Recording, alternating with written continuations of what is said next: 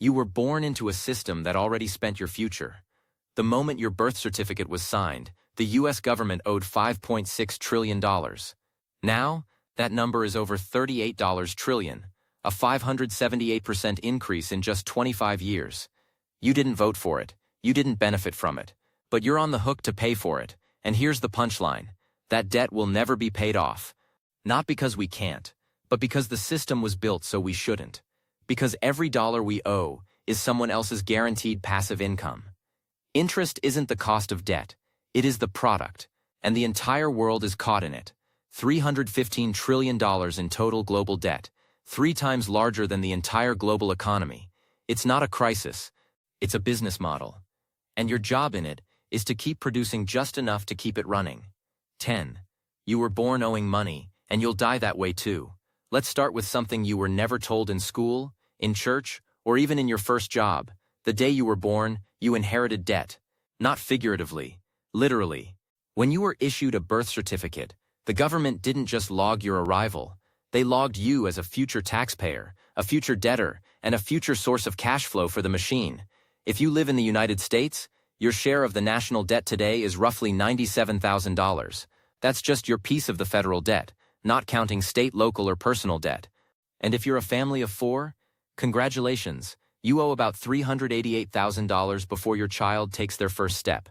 But here's where it gets insidious. The interest on that debt isn't optional. Every hour of your labor, every purchase you make, every breath you take in this economy is contributing to the repayment of a system that didn't ask for your permission. Your taxes go first to interest, not education, not infrastructure, not healthcare, just interest.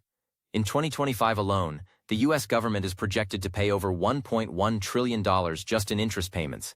That's more than we spend on the military, more than Medicare, and none of that reduces the debt. Not a cent. The balance just grows. Because the debt was never meant to be repaid. It was meant to be serviced. You're not a citizen. You're an interest stream, a permanent fixture on a spreadsheet designed by institutions whose names you don't know and whose faces you'll never see. BlackRock, State Street, and the institutional arms of foreign central banks aren't betting on your success. They're counting on your compliance. They want you productive enough to work, tired enough not to protest, and distracted enough never to see that you were born into a cage. A velvet-lined, Apple Pay-enabled, interest-bearing cage. And every paycheck you earn is already spoken for by the machine. They don't need to enslave you with chains. They did it with numbers. 9. The credit score is a compliance score. And you've been graded since childhood. You think your credit score is just about loans and interest rates? That's adorable. Your credit score is a behavioral compliance index, a risk profiling mechanism designed not to reflect your trustworthiness, but your usefulness to the system. FICO doesn't just track whether you pay your bills. It tracks how obediently you follow the script. Borrow, pay, repeat. No debt? That's actually bad. They'll ding you for having too little activity. Paid off your cards in full for a year straight? You might get downgraded for lack of revolving credit usage. The system wants you to owe, constantly, predictably, because your credit score isn't there to help you. It's there to help them. The lenders, the insurers, the employers who plug your score into risk algorithms that predict not just your financial behavior, but your future compliance. Don't believe me? In 2022, a leaked Equifax internal memo showed that AI-driven lending models were being trained not just on credit data, but on social media activity, political donations, even geolocation patterns. They're not measuring solvency. They're measuring allegiance. And what happens when you lose points? You don't get access to better jobs, safer neighborhoods, or stable housing. You get priced out, locked out, and blamed for being irresponsible. It's financial eugenics in a suit and tie. And the scariest part? You don't own the data. You can't audit the algorithm. You don't know how the machine decides your fate, but the machine knows everything about you. It's not just banks that use it. Rental agencies, insurance firms, even dating apps factor in your credit profile. So while you think you're just building credit, you're actually building a behavioral dossier, a digital leash tied to a score that can be adjusted, frozen, or weaponized at any moment. And once that leash is tight enough, you don't even need a cage. You'll walk yourself in circles forever, hoping for an upgrade that never comes. Welcome to the obedience economy. 8.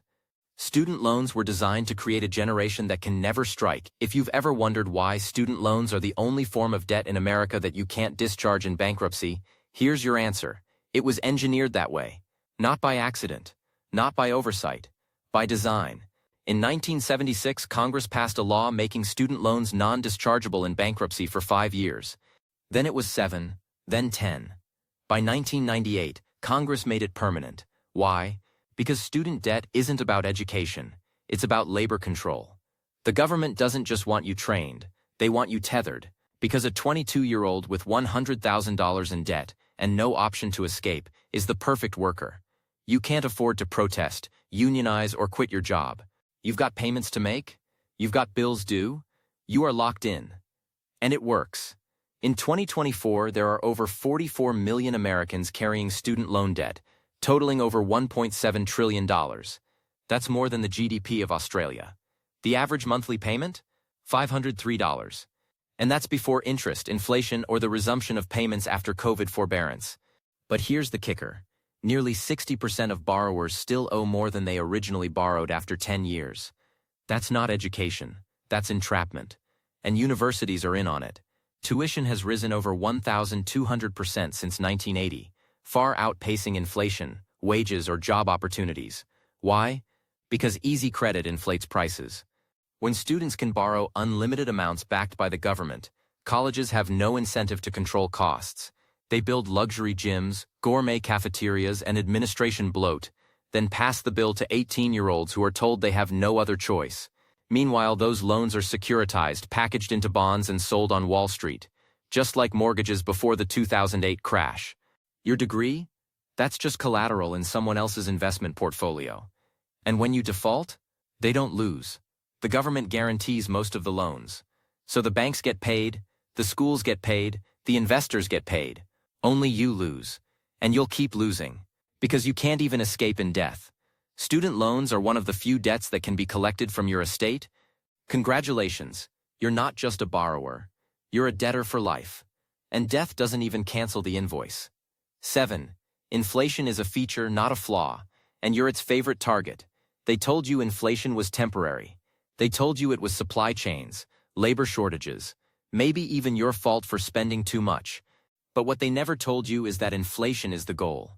The system needs it, demands it, depends on it, because in a world where governments borrow more than they can ever repay, inflation is the silent tax that makes the impossible look sustainable. Here's how it works. When inflation rises, the real value of debt goes down. That's good for governments. But for you, it's a wealth vacuum. Your wages don't rise in real time, your savings lose value, your groceries go up, your rent spikes, and every month your purchasing power shrinks. Between 2020 and 2024, the US dollar lost over 19% of its value. That's not a bug. That's policy. The Federal Reserve has an explicit inflation target of 2% annually. Why? Because it erodes debt. A dollar today is worth more than a dollar tomorrow. So governments inflate their way out of obligations, but you're the one paying the difference. Your 3% raise? That's just enough to make you feel like you're getting ahead, while the cost of living eats it alive. And don't forget, inflation helps asset holders. Stocks, real estate, commodities, they inflate too. So the rich, who own the assets, get richer. The poor, who live paycheck to paycheck, get squeezed. It's a wealth redistribution mechanism disguised as economic policy. And when inflation gets too high, the Fed fights it by raising interest rates, which slows the economy, raises unemployment, and makes borrowing more expensive. Translation: they beat inflation by breaking you. This isn't economics. It's monetary conditioning. A carefully balanced system where money loses value predictably, wages lag eternally, and panic is weaponized to justify every new policy. And here's the kicker. The inflation numbers they give you? They're rigged. The official CPI doesn't count housing costs correctly. It underweights energy, food, and healthcare. Shadow stats and independent economists estimate that real inflation is often 2-3x higher than the official rate. So when they say 2%, they really mean 6. When they say 6, they mean 12. And when you wonder why your rent doubled, your groceries spiked, and your savings vanished, that's the system functioning exactly as designed. 6. Universal basic income isn't freedom, it's financial house arrest. Everyone wants to believe UBI, Universal basic income is the great liberator. That one day soon, the government will finally give everyone a dignified income just for existing. No more wage slavery. No more desperation. Just money for all. But look closer. The UBI being tested in cities like San Francisco, Chicago, and Toronto isn't designed to empower you. It's designed to track you, control you, tame you. These pilot programs don't hand you cash.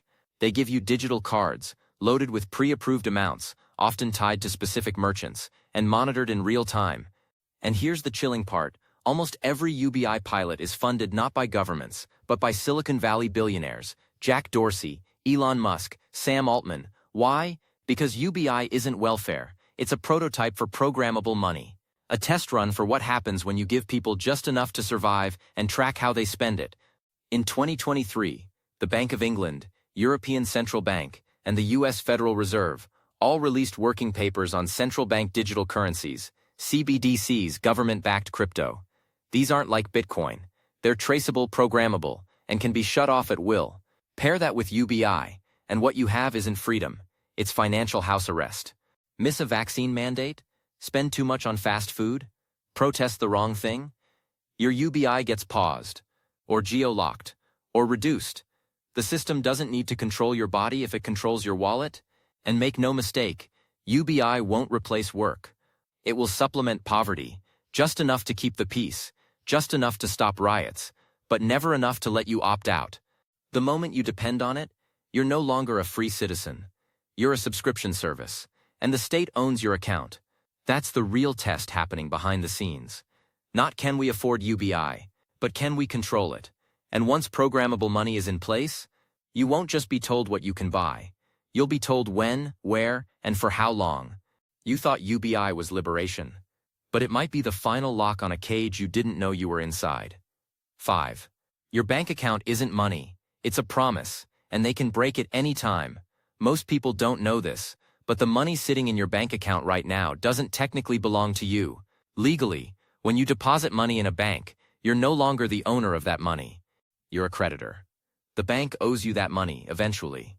But what you actually hold is a promise, a claim, an IOU, and that distinction becomes terrifying during a crisis. In the 2023 collapses of Silicon Valley Bank and Signature Bank, thousands of businesses and individuals woke up to find their accounts frozen, not because of fraud, not because they broke any laws, but because the banks had made leveraged bets on long-term bonds and got wrecked when interest rates rose. Within hours, people couldn't make payroll, credit cards were declined, transactions stopped. That's when the illusion cracked. Your money is not liquid. It's a liability on someone else's balance sheet. And it gets worse. In 2014, the G20 nations quietly adopted the bail-in regime, a set of rules that allow failing banks to seize your deposits to stabilize themselves in a crisis. It's called a bail-in, and it's already happened. In Cyprus in 2013, account holders saw 47.5% of their deposits above €100,000 simply vanish overnight. The government called it stabilization. The depositors called it theft. And it's 100% legal in most Western countries. Meanwhile, your digital balance is just numbers on a screen. Over 92% of all US dollars now exist only in digital form. No paper, no coin, just electrons managed by private databases at commercial banks. One corrupted server, one power outage, one policy shift, and you could be locked out of your own funds. That's not hypothetical. In Canada in 2022, during the trucker protests, the government ordered banks to freeze accounts of anyone who donated to the protest, even if it was $10. No trial. No notice. Just algorithmic punishment for political dissent. You think that's far away? Look at your banking terms of service. Most of them now contain clauses that allow account freezes or closures for reputational risk. Translation: if your behavior makes them uncomfortable, they can cut you off. No appeal. No due process. Your money isn't yours. It's theirs, until they decide otherwise. 4. Your mortgage was sliced, packaged, and sold to people you'll never meet. You probably think your mortgage is a deal between you and your bank. You borrow the money, pay it back with interest, and someday you own the house. Simple, right? Wrong. What actually happens is far more disturbing. Within weeks, sometimes days of signing your mortgage agreement, your loan is sliced into tranches, bundled with hundreds of others, and sold into a mortgage-backed security (MBS). That security is bought and sold by hedge funds, insurance companies, and foreign investors who don't care about you, your home, or your family. They care about yield. And you're just a line item, a stream of expected payments in a spreadsheet. This process is called securitization, and it's the reason your mortgage isn't local, it's global. Your suburban home in Ohio could be backing a pension fund in Norway or a hedge fund in Singapore. And if you lose your job and can't make payments, that default gets priced in. They're not betting on your success. They're hedging your failure. But here's the truly dystopian part. After 2008, the Federal Reserve didn't just backstop the mortgage industry. It started buying the MBSs itself. As of 2023, the Fed holds over $2.6 trillion in mortgage-backed securities. That means your mortgage is now part of the national balance sheet. It's public debt in disguise. The house you thought you owned? It's collateral in a web of transactions so complex that even the banks can't always tell who owns the note. That's why during foreclosure crises, millions of homeowners got thrown out even though the banks couldn't produce the actual loan documents. They lost them. Why? Because the documents were never meant to matter. Only the payment stream did. You're not a homeowner. You're a cash cow. And your house? That's a yield-bearing asset in a global financial casino. The moment you signed the mortgage, you became part of a machine that doesn't care about your life, your children, or your community. Just your monthly check. 3. The World Bank doesn't fight poverty. It weaponizes it. You've probably heard of the World Bank as a force for good, an institution that lends money to poor countries to help them build infrastructure, fight poverty, and develop. That's the narrative. The reality is darker. The World Bank is a financial predator, and its loans come with hooks, sharp ones. Since the 1960s, the World Bank has loaned over $1.25 trillion to developing nations. But the terms? They're not charitable. They're strategic. The loans are conditional. And the conditions? Privatize water, deregulate energy, sell off national assets to foreign corporations, open markets to Western capital. In other words, strip your economy bare and sell it off piece by piece. The bank calls it modernization, but it's economic colonization. In the 1990s, Bolivia borrowed to build roads. The World Bank demanded water privatization in return. A U.S. corporation, Bechtel, bought the rights to Cochabamba's water, including rainwater. It became illegal to collect rainwater without a permit. Protests erupted. People died. The deal was eventually reversed, but the damage was done. The country's debt ballooned. The people suffered. The corporations profited. This pattern has repeated across Africa, Latin America, and Southeast Asia. The World Bank isn't solving poverty. It's monetizing it. And guess what? It doesn't lend its own money. The funds come from bond sales to private investors.